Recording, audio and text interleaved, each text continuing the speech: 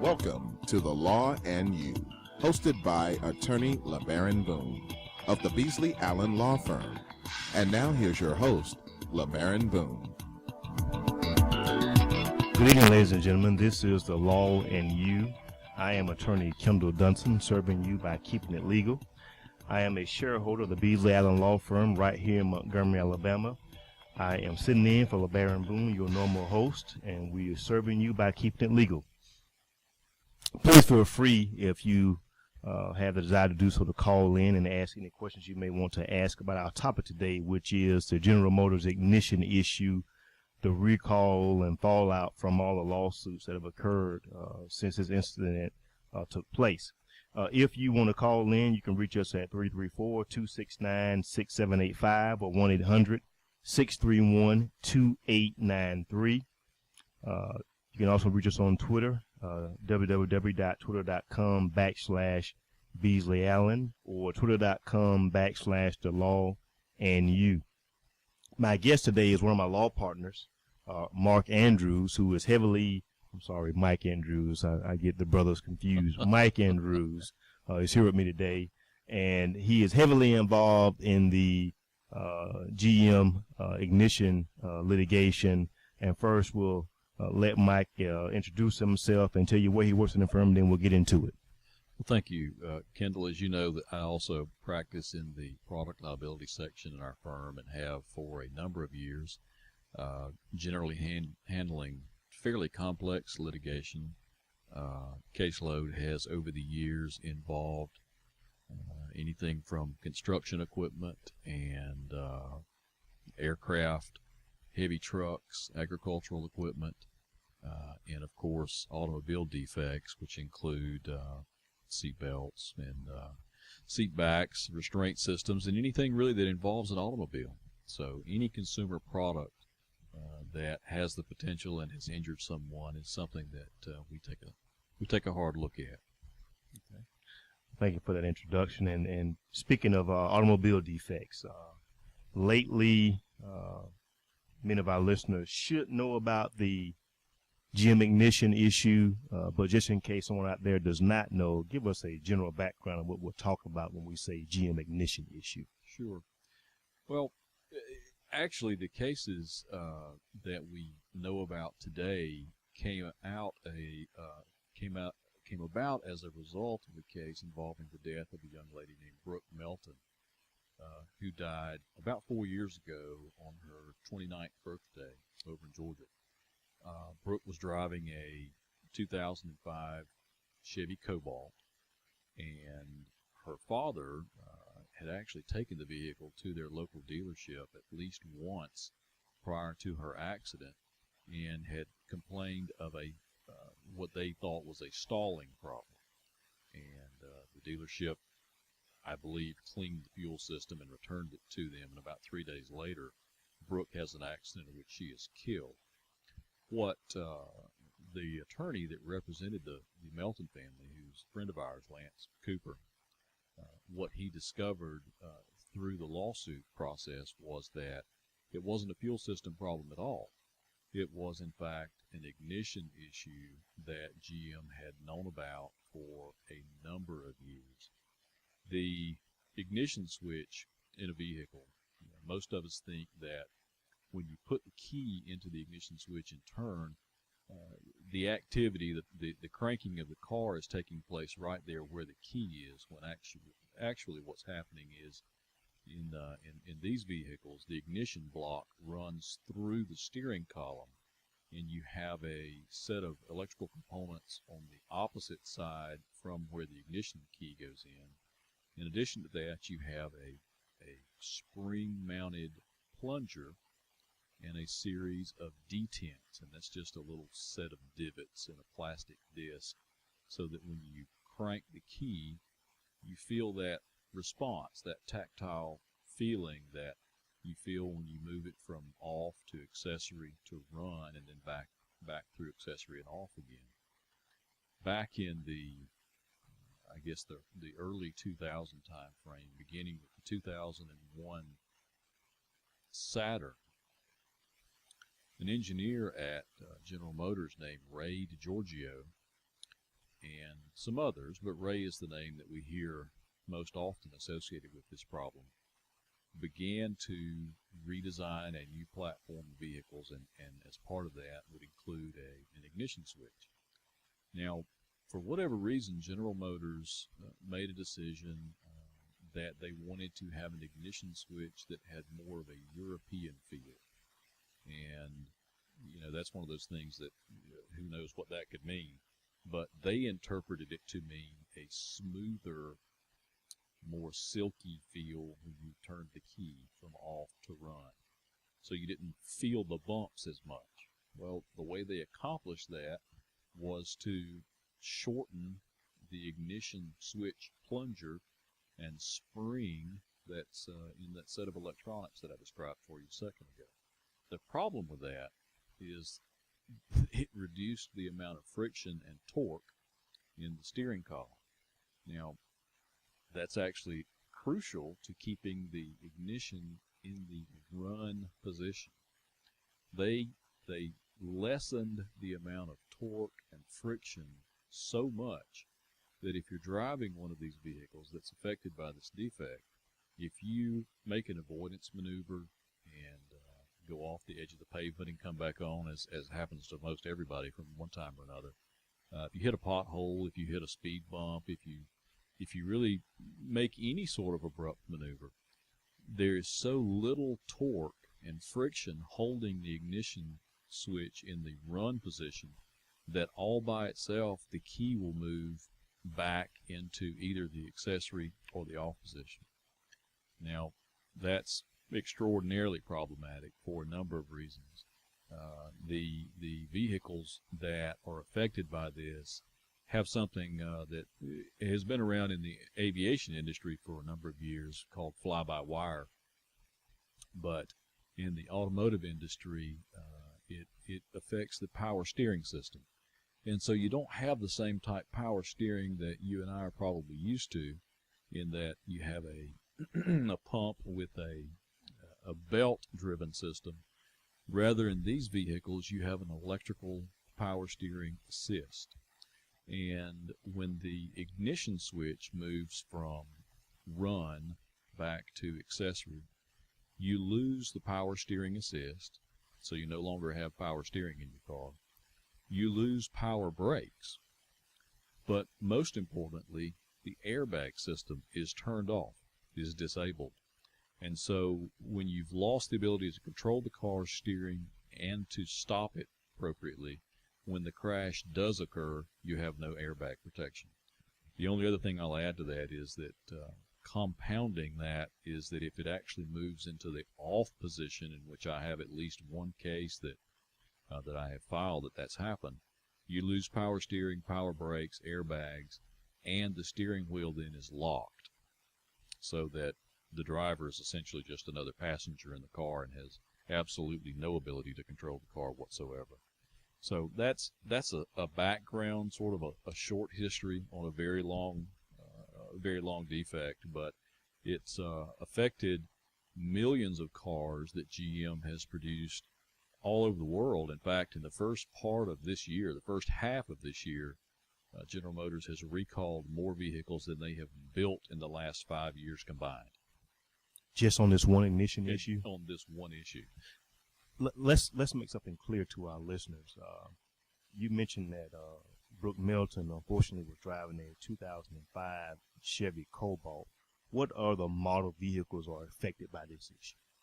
Yeah, as I said, it started with a Saturn back in 2001, and even though they discovered the problem and knew that the switch was problematic, they then began to use it on the Cobalt from 05 forward, the Chevy HHR. There's a car called the Daewoo, which is included.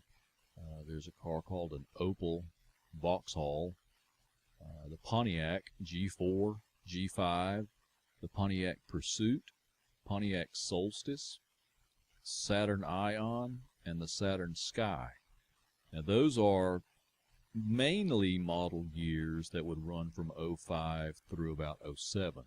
There's another group of vehicles that are basically the same models, but the model year would pick up in about 2008 and run through 2010.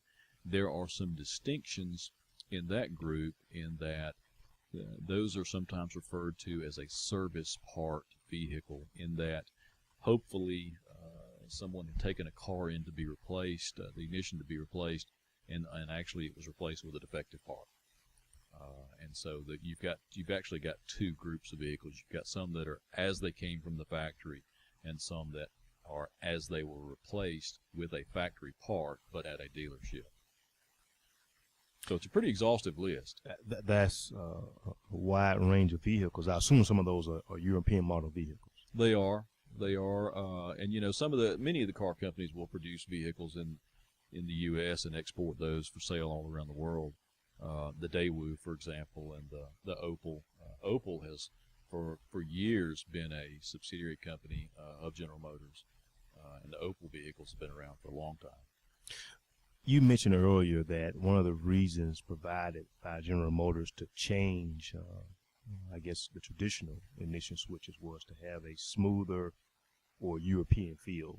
Have we gotten far enough along in litigation to understand whether or not that's a legitimate reason they gave, or does it have more to do, as it normally does, with saving money? You know, I think it's more of an after-the-fact explanation than anything. You and I worked on seat back failure cases years ago, and if you'll remember, engineers will sometimes find a defect in their product, and then they'll come up with an engineering rationale to explain why that defect is actually a good thing. And General Motors, for example, in their collapsing seat back cases, they came up with an engineering rationale to say, well, this will actually help that maybe you won't have whiplash if the back of your seat collapses and you fall backwards, and maybe it won't be so rigid. So sometimes they'll go and do a sort of a look back or an attempt to clean up a problem. And in this case, we know that the ignition switch, the ignition block, and the plunger components were made by an outside company, Delphi. And even though General Motors had a minimum torque requirement, and again, the torque is there solely to make sure the car stays in the run position, they had a minimum torque requirement. And this is something engineers had come up with, of course, over years of developing cars. And what they knew was that the ignition switches that Delphi was producing did not meet the minimum torque requirement. In fact, it failed. And Delphi sent a memo and notices and said, hey, look, you know, we've got a switch here. It's built to a certain set of specifications. However, it does not meet the General Motors minimum spec. And General Motors said, that's okay, we'll take it. So right now we have sort of competing explanations. We have General Motors saying, oh, no, that's what we wanted. We wanted a smooth, silky feel. We've got Delphi saying, we told them that it wasn't the right switch, and they said, we'll take it anyway.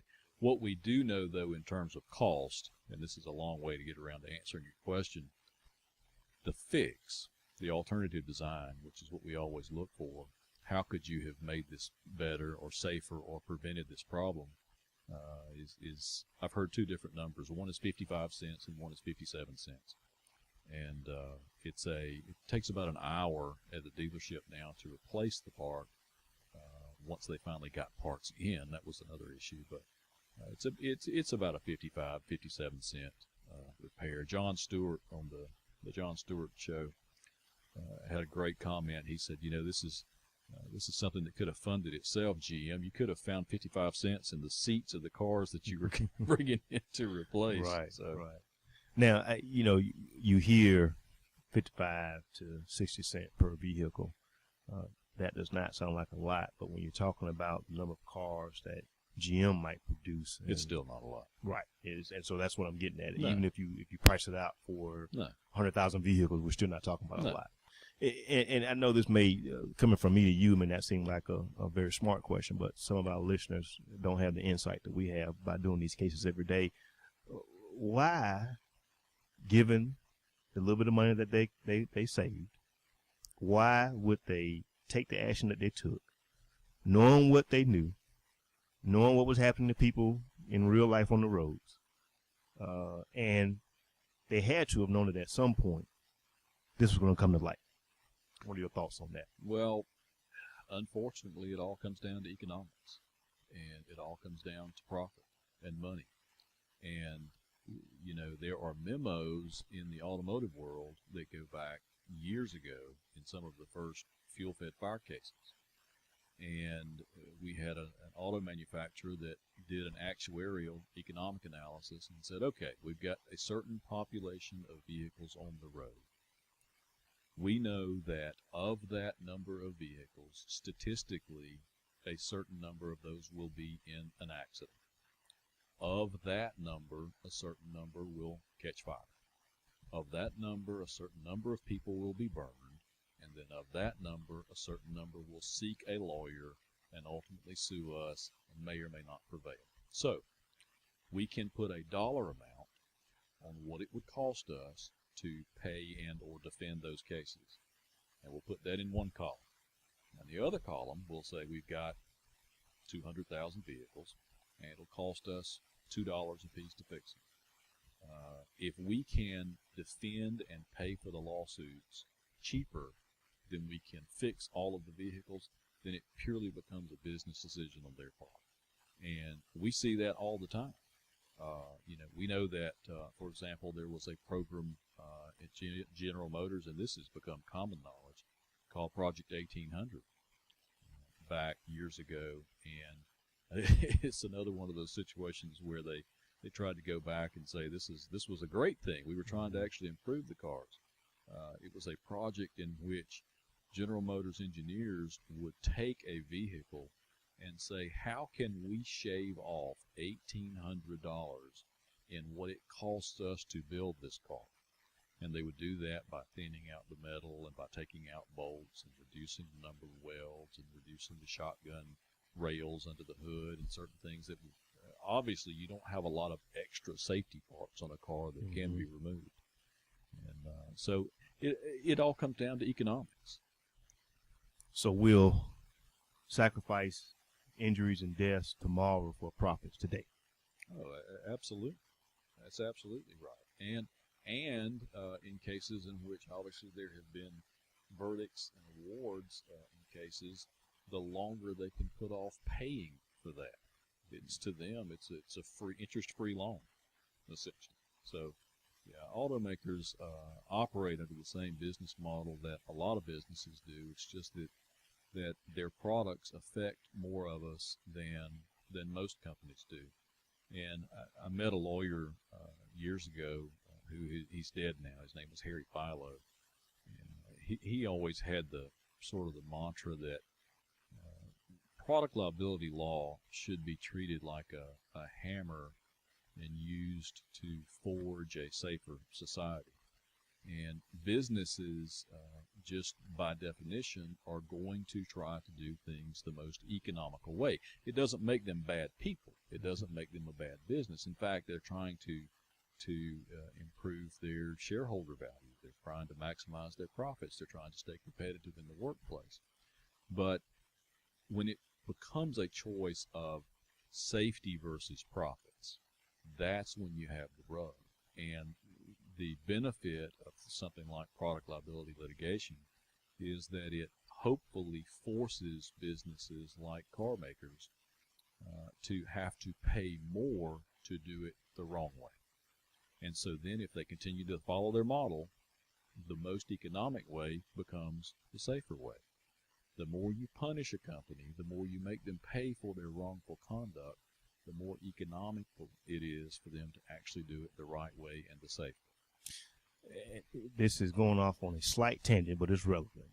How then does it play out when you may have a jurisdiction or laws passed that make it more difficult for people who have been injured or have loved ones killed by a corporation's irresponsible conduct with respect to safety? And it makes it more difficult for people like you and I to do our job. And then you have that battle of profits versus safety. and then a corporation knows that with respect to me having to pay the piper 2 years from now, we may not have to do that. How does that affect the model that you're talking about? Well, that's a huge that's factored into the equation when they try to determine the cost of business. If we're going to produce vehicles, for example, in Europe, the European standards are and always have been more stringent and more geared toward safety. And so if you look at the European cars, Volvo, for example, Mercedes, BMW, all of the European models, as a general rule, are safer than the American-made vehicles, typically by a factor or more, in terms of roof strength, in terms of rigidity, in terms of passive restraints, and all the ways that vehicles operate. And so you have to not only look at the legal environment. Am I going to be sued in Barber County in Clayton versus Tuscaloosa? But you look at the regulatory environment. And you know that, unfortunately, in America, the Federal Motor Vehicle Safety Standards, the FMVSS, which are promulgated by the NHTSA, the National Highway Traffic Safety Administration, by and large, those standards are written by the car makers. And what happened years ago was car makers would test a vehicle to a certain strength level, and then they would go back and write a standard that they knew that car could meet. It literally is a tail wagging the dog situation, in that not only do we write weak standards, we also make cars that will only meet just that weak standard, knowing that those standards are not representative of real world crashes, are not representative of what actually happens out here in the world. My initial background before I went into law was in the business.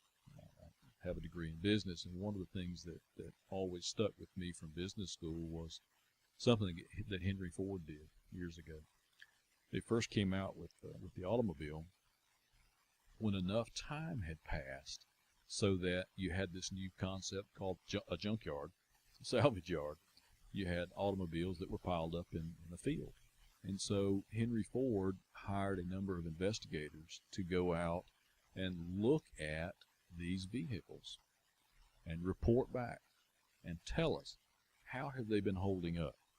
How do they look after they've been in a wreck? How do they look after they're 10 or 12 or 15 years old? And of course the investigators thought, well, he's trying to find out how we can make our cars better. What he actually did, all of the components that held up great, he said, well, we're putting too much money in those components. We have to go back now. The car should basically be aging and falling apart at about the same rate. We don't want a frame rail, for example, that holds up great and the car is rusted out. So they begin, even from day one, beginning to water down the strength of a vehicle strictly for economic reasons. Now, in getting back specifically to this GM ignition issue, we know what GM knew, we know when they knew it, and we know what they did about it. Bring us up to speed with the Melton case, where it is now, how it got back in the litigation after it settled a few years ago, and then a synopsis of the current cases that we have along with the Melton case against General Motors. Yeah, the Melton case, in a lot of ways is an aberration in that a car maker settled a case, and then as soon as the case was settled, the true facts came to light about the background of the defect. And in this case, you're also dealing with an auto manufacturer that, as you know, declared bankruptcy several years ago, and received a huge bailout from the American public. And coincidentally declared bankruptcy and received our check while it knew it had defective vehicles on the roadway, which is really unconscionable. But after the Melton case was settled, the Melton family made the extraordinarily courageous decision to offer the money back to General Motors and said, you lied to us, essentially. You committed fraud in that when you enter into an agreement, both sides need to have all the information in order to make an informed decision. And in this case, GM was still holding all the cards and was still hiding the data. So they tried to give the money back, and of course GM did not want to take the money back. So the Meltons have refiled the lawsuit alleging fraud. General Motors did what they often do and tried to remove the case to federal court, tried to get it sucked into an MDL, which is essentially a black hole of litigation up in New York. And the case was sent back to state court, is back before the original judge, which had it the first time, which I anticipate should make for some interesting hearings when some of those same lawyers are back in front of that judge. But there is a fairly rapid litigation track set forth for the Melton case now in terms of discovery, because the defect really has been uncovered. At this point, it's just a question of the fraud. Right.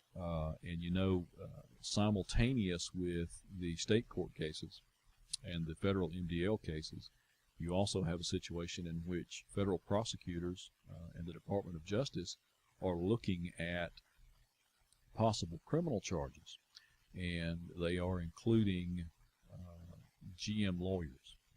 Now, we know that about 15 in-house lawyers have been fired from General Motors, but during some of the recent Senate hearings, I think Claire McCaskill and a couple of the other senators and congressmen said, how in the world has Michael Milken, who is the General Motors chief in-house counsel, how in the world does he keep his job when we've had people who have been killed from a defect and you've been making payments to people to settle cases? How do you keep your job?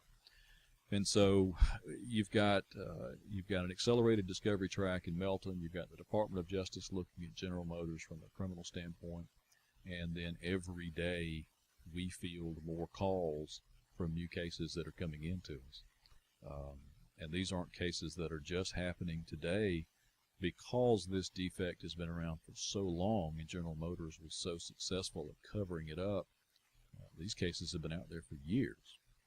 And so you've got cases that happened, 6 and 8 years ago easily, that people are just now realizing, hey, that's an accident that's attributed to this problem. So we're continuing to file the lawsuits in venues all over the country, and have been successful in several of those cases, keeping them in state court, and that gets us back full circle to the venue and the jurisdiction question that you asked earlier. And the goal, obviously, is accountability, and it's to hold an automaker accountable for an economic decision that was made that has touched so many lives all over the country, has killed people, has traumatically injured folks who've been in wrecks, and it just really comes down to accountability. Mike, I want to thank you for joining us on the show today and bringing us up to speed on the litigation. And for anyone out there who may be listening, who may have concerns that you have one of the vehicles that Mike called out, or you may have received a recall letter from General Motors, and you're concerned about the condition of the vehicle and whether or not what happened to Brooke Melton could happen to you, please give us a call at 1-800-898-2034, or you can contact the Beasley Allen Law Firm on our website, which is www.beasleyallen.com. Thank you, listeners, for joining us today. LeBaron Boone should be back next week. This show is looking for real open discussions and looking for real ideas.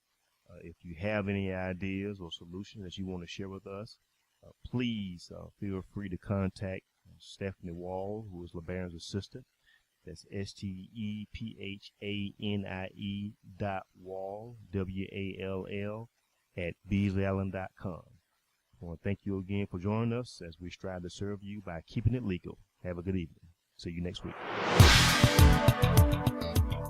You have been listening to The Law and You with attorney LeBaron Boone of the Beasley Allen Law Firm.